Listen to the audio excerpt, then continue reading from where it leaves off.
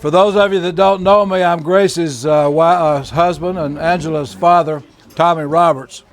And so I'm going to give you about a 5 or 10 minute presentation here. Okay, so my job today is to tell you who Joseph Roberts' father is. And I'm going to tell you who his grandfather is, which I wasn't aiming to do that when I started, but it just fell out.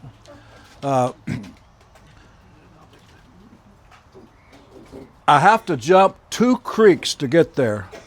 For those of you that don't know what creek jumping is, it's when you get to a dead end and can't go any further with documentation, and you say, look, they're living right next door to each other in the census, so that must be a father-son.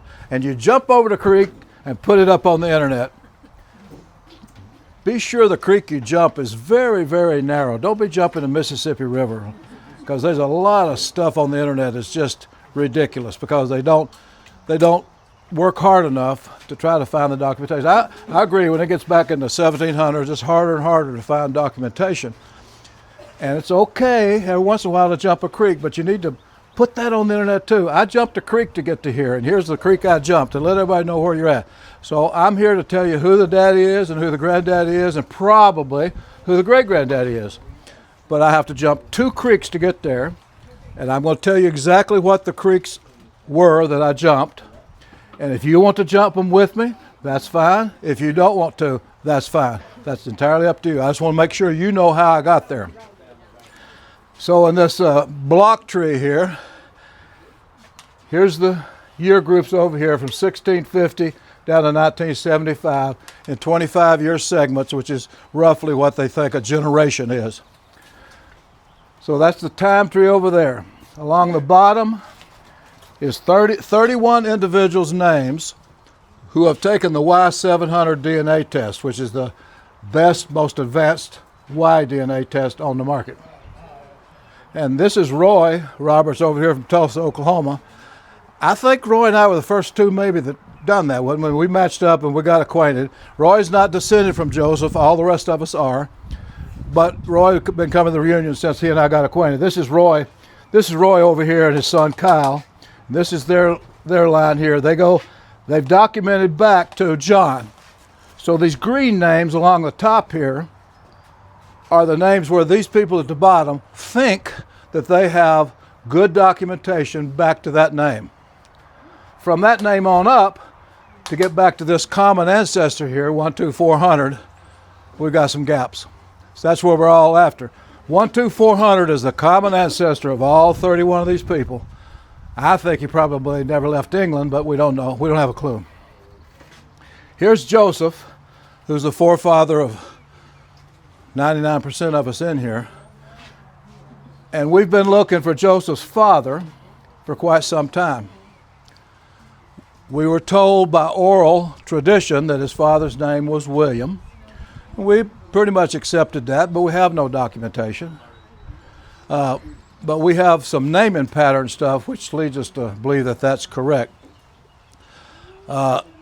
Joseph born in 1797. When you look at the 1800 census in North Carolina, you find 16 Williams. Well, which one's his daddy? So you go and you look through everything, and you look and you eliminate that one and you eliminate this one, and finally you get down to a fewer number. And Gracie and I were in Putnam County, North Carolina 20 years ago, and we ran across this William, Henry, and John in the deed records. William, Henry, and John. Good, unique names. These will be easy to trace, right? But they were the right year group, and everything else looked right. And we said, oh, we found Joseph's daddy. And then we found something that didn't agree with that. So we went away from that, and 10 years later we come back, and all the Putnam County, North Carolina deeds are online, which made it a lot easier to research. But here's the creek I'm going to jump. You know what jumping the creek is? In the deed records in the 1790s, this William, this Henry, and this John are all on one deed. Actually, a grant. William takes the grant, and in the grant it says, including the improvement made by Henry and John. that ties them at least together. Then William later sells that to Henry, and John witnesses it. And William goes and takes another grant. He sells that to Henry later, and John witnesses. So these three Robertses are on all those deeds over there, and it just continues on until they disappear. I'm going to jump the creek here, and I'm going to tell you, they're related to each other. Can you jump that creek with me?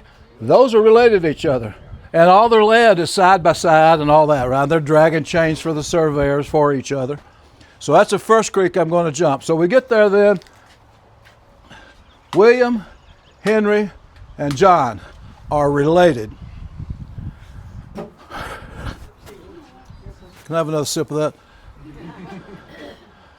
William goes to Kentucky in 1803.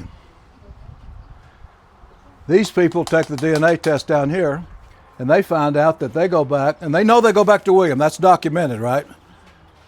They go back to William, which goes through 24101, 89695 up to 12400. That's DNA proven. And our Joseph, with me and my son's test, goes back to the same place. We're connected, right? I don't even have to jump a creek to do that. That's DNA proven. Which William is this, though? This is Joseph's daddy. This William is not his daddy. I don't care what you read on the internet. It's not his daddy, and his name's not William Bailey. It's William. So I got that corrected. You can take my word for it. If my word's not good enough for you, do your own research. But I can prove that. So this Henry dies in 1803. William is in Kentucky. He sells the last 60 acres that they original grant. He sells it to his next door neighbor named William Bailey. And then he names his son William Bailey Roberts. And that's where that came from. So the only way we can make this fit at all, and it fits perfectly when we do it this way, is to go to naming patterns. Naming patterns is this.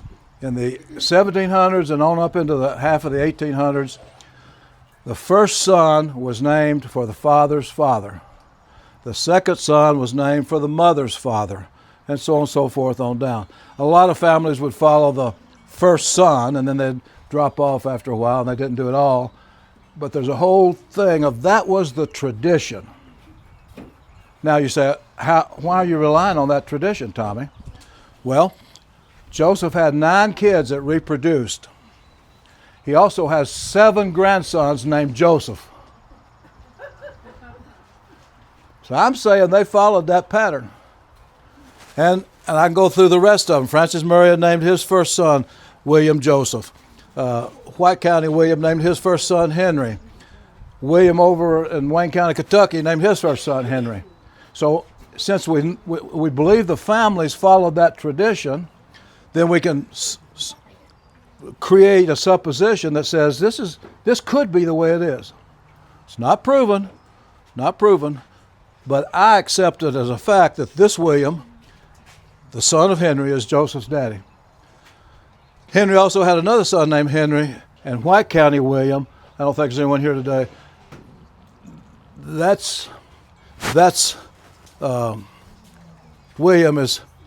William names his first son Henry. So we say that's Henry. And this William names his first son Henry, so we got to fit in somewhere. So we come up here and say, it's probably this Henry. Now I've left that in red because I have not jumped that creek yet.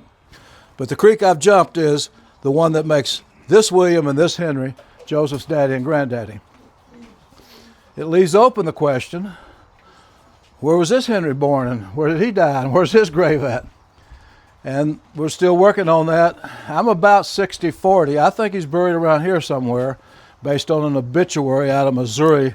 This old woman that's 95 died and she said that Joseph and his daddy came to Minelet Creek. But she also said in 1795, which Joseph wasn't even born by then. So there, something's not right, but that's a clue. Or he might have died over in North Carolina. We don't know. In the coming years, I'll be trying to track down where he might be buried or whatever. This Henry died with 6 kids. We don't know but a couple of them's names, but I think one of them's named William, one of them's named Henry. So this part here, I'm jumping the creek and saying, based on naming patterns, that's who they are. I've still got to track them down to where's their grave, where was they born, that sort of thing, but that's their names at least. And you say, well, how about Henry and Sarah? That all fits, except you go to the English church records, there's 2 Henrys, one born 1714, one born 1715. They both married a Sarah. One Sarah Richards and one Sarah Richardson. I don't know which one's ours. I don't know how I'm going to figure that one out exactly, but that's why that's left in red. And if that becomes true, then it's a good likelihood that John and Ann were his daddy. And then maybe Andrew. It just gets redder and redder as you go up. And of course, Roy wants to hook them all back to John, another John. But it's fun. It's fun. And that's all I've got for you. Do you have any questions? Is there anybody got a major problem with the creeks I jumped? I'd just like to know what your logic and rationale is. Okay, cowards. Can I say something, Tommy? Yes. Folks, if you guys don't know how much effort he has put into this to get this far, let me tell you, it is tremendous, and I want to say thank you, Tommy. Well, thank you. Could you pass that hat around? No, he really has done a great job, and we wouldn't be halfway where we're at if it hadn't been for Well, and Roy's done the same out in Oklahoma with the autosomal.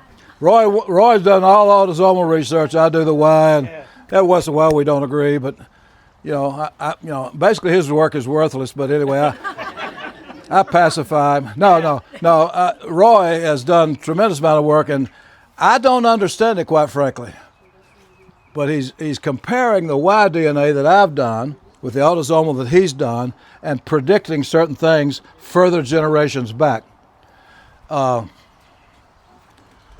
have a pretty logical, objective brain, but I get lost. And so he's going to explain it to me while he's here this time. He explained it a couple of years ago and explained it about 5 years ago, but I'm still needing more explanation. But Roy's done a lot of work too, and we appreciate Roy. Have you got me? Tested 1, 2, 3, 4, 5. Hey, all you people that made excuses for not being here today,